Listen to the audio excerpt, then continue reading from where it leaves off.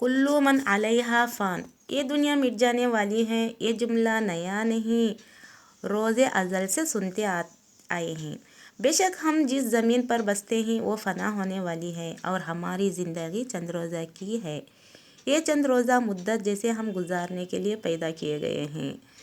اور ہم یہ بھول جاتے ہیں کہ آخر ہمیں بھی مرنا ہے۔ مرنے کے بعد اصل زندگی شروع ہوگی اور یہ آنے والی حقیقی زندگی ہی ہمیں کام آئے گی۔ انہیں چند روزہ زندگی کے ایام میں جمع کیا ہوا اعمال صالحہ کا سرمایہ گویا ایک لمبے عرصے اور دشوار گزار سفر پر روانہ ہونے سے پہلے ہمارا مالک خداوند کریم ہمیں زاد راہ فراہم کرنے کی مہلت عطا فرماتا ہے۔ مگر ہم بجائے نیکیاں کمانے کے اس بازار سے جسے ہم دنیا کہتے ہیں جی لگا لیتے ہیں اور ایسا سمجھتے ہیں جیسے یہ بازار نہیں بلکہ ہمارا گھر ہے، ہمیں یہیں پر قائم رہنا ہے۔ مگر افسوس کہ جس بازار سے ہم جی لگاتے ہیں وہ ہم سے وفا نہیں کرتا۔ جب موت کا پروانہ آتا ہے تو یہ بازار ہماری مدد نہیں کرتا، ہمارے سر پر گناہوں کا بوجھ ہوتا ہے۔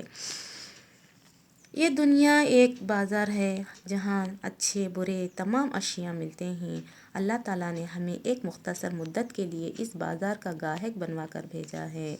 ہم جانتے ہیں کہ وَيَبْقَى وَجْهُ رَبِّكَ ذُو الْجَلَالِ وَالْإِكْرَامِ، یعنی باقی صرف وہی ذات ہے، رب ذوالجلال اور کرم فرمانے والی ہے۔ سوائے اس ذات پاک کے سوا کوئی شے باقی نہیں ہے۔ مگر ہم یہ بھی جانتے ہیں کہ تمام لوگ دنیا کی دھوکہ دہی یا دل فریبی اور دھوکہ دہی کے نظارے میں ڈوب کر لطف اندوز ہو جاتے ہیں، اور ہم تمام کو اچھی طرح معلوم ہے کہ ہم سے پہلے کئی ایسے لوگ بھی گزرے ہیں اور جو فانی دنیا میں جاگیر کا، ملکیت کا، مکان کا، دکان کا، بچوں کا دعویٰ کیا کرتے تھے کہ سب کچھ میرا ہے، مگر جب موت کا پیغام آیا تو کسی نے نہ کام دیا، سب کچھ چھوڑ کر جانا پڑا، نہ دعویٰ، نہ بیوی، نہ بچے، یہ سب خالی ہاتھ آئے تھے اور خالی ہاتھ چلے گئے، نہ کچھ لائے تھے اور نہ کچھ لے گئے۔ لایا تھا کیا سکندر، کیا لے گیا جہاں سے، لایا تھا کیا سکندر، کیا لے گیا جہاں سے، تھے دونوں ہاتھ خالی، باہر کفن سے نکلے۔ کیسے کیسے عالی مرتب بڑے بڑے بادشاہ اس دنیا میں آئے اور خاک میں مل گئے، یہ سب کچھ معلوم ہے، پھر بھی ہم جان بوجھ کر نادان بن جاتے ہیں، اور کچھ دیر کے لیے ہمارے دل میں یہی خیال پیدا ہو جاتا ہے کہ ہاں جی یہ دولت میری ہے، میرا اتنا بڑا بینک بچت ہے، میری اتنی موٹر کاریں ہیں، اتنے کارخانے ہیں، اور ان کے کارخانوں کے چکر میں ہم خود بھی ایسے مشین بن جاتے ہیں جس کی چابی شیطان کے ہاتھ میں ہوتی ہے۔ ہمارے سوچنے سمجھنے کی قوت مفقود ہو جاتی ہے اور خود کو فانی نہیں باقی سمجھتے ہیں، اور جب ہمارے دل میں موت کا تصور نہیں آتا ہے تو ہم کو عاقبت کے بارے میں سوچنے کی زحمت بھی گوارا نہیں کرتے، بالآخر شیطان کے پیرو بن جاتے ہیں۔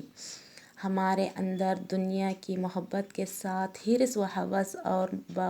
مفاد پرستی، خود غرضی جیسے کئی مہلک برائیاں پیدا ہو جاتی ہیں